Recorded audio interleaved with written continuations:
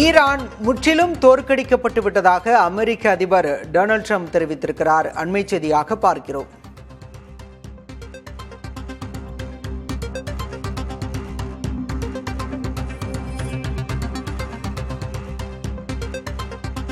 Iran முற்றிலும் தோற்கடிக்கப்பட்டு விட்டதாக அமெரிக்க அதிபர் டொனால்ட் ட்ரம்ப் தெரிவித்திருக்கிறார்.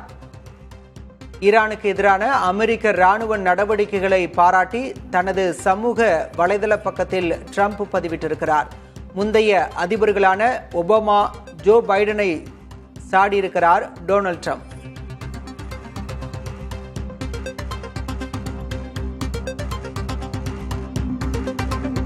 ஒரு போரை நடத்தி பில்லியன் கணக்கான டாலர்களை வீணடித்து ஏகப்பட்ட உயிர்களையும் இழந்திருப்பதாக முன்னாள் அதிபர் பராக் ஒபாமா குற்றம் சாட்டிய நிலையில் தற்போது அவருக்கு பதிலடி கொடுக்கும் விதமாக அமெரிக்க அதிபர் டொனால்ட் ட்ரம்ப் பதிவு ஒன்றை வெளியிட்டிருக்கிறார். ஈரான் முற்றிலும் தோற்கடிக்கப்பட்டு விட்டதாக அவர் குறிப்பிட்டிருக்கிறார்.